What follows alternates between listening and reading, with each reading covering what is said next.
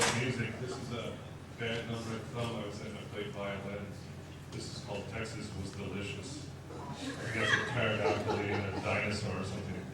They got some reviews in some smaller press.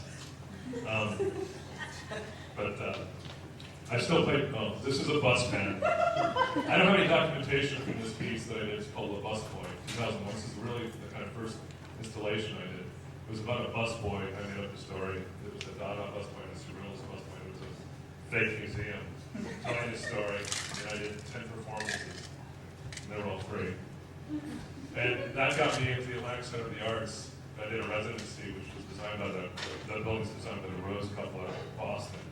And that was a pretty amazing experience. And I was under Richard Kostelanetz, who is known for doing the dictionary for the avant-garde. He's done about 200 books. And he also, that's a really bad picture. I'm not too experienced in PowerPoint, but Kostelanetz is kind of a kook.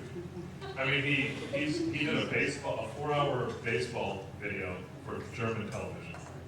And a lot of his stuff's pretty inaccessible, but he's a pretty interesting character. And I also, here's one of my, this part of this came out. Guy Debord and the Situationists. These are part of one of my inspirations. Because Guy Debord wrote a lot about the whole spectacle, and I'm really interested in the idea of, like, sort of create the blur between fact and fiction, or information.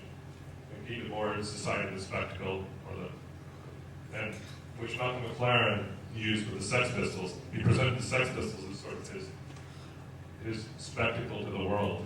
They didn't really play their instruments very well, but you know who they are. You know how? Everybody knows the Sex Pistols now, and I like them. But yeah, I'm just going to show you a few people.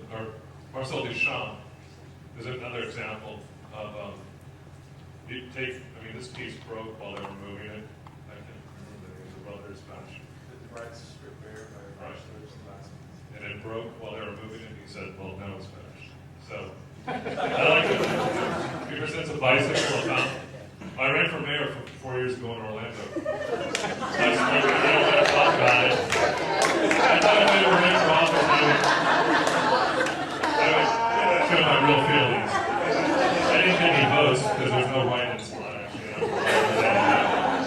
But I had a good time.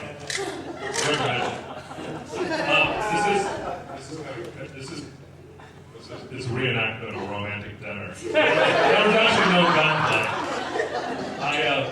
This is historical, but I broke up with this girl way back when, and these cycles had some weird dreams. So I made a huge installation, which Kyle was in the show. And here's the directions. It's pretty much explains everything. It treats the audience like an idiot. Okay. So sometimes I was comparing my own life to the Kennedy assassination investigation.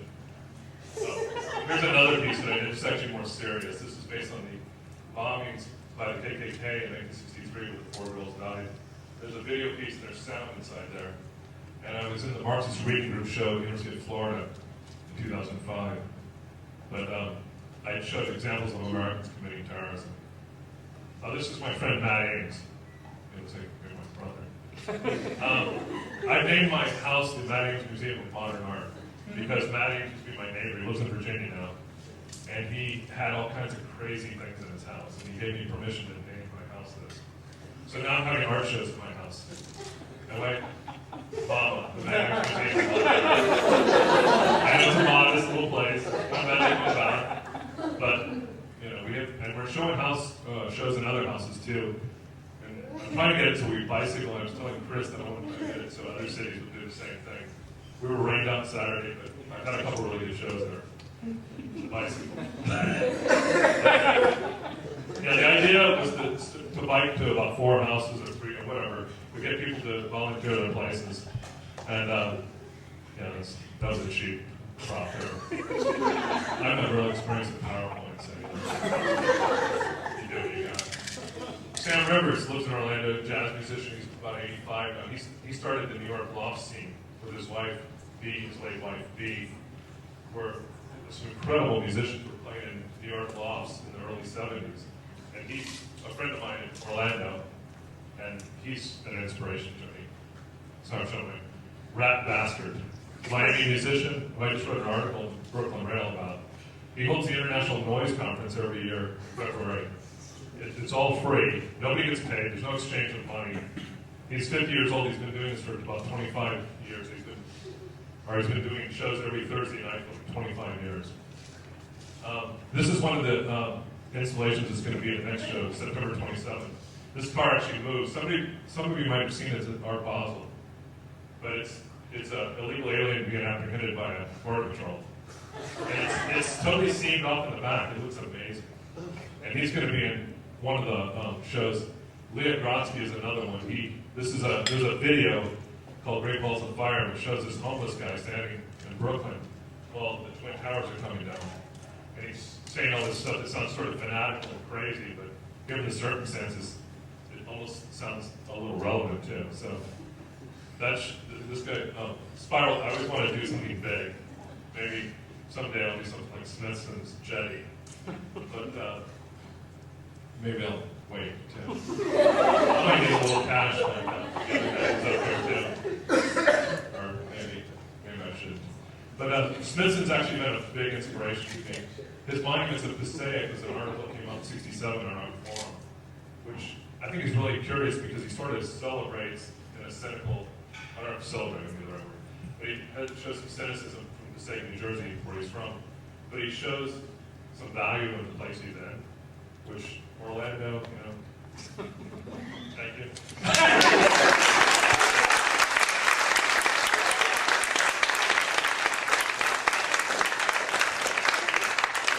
Very cool. All right. Anyone got any questions for Pat? I said, anyone got any questions for Pat?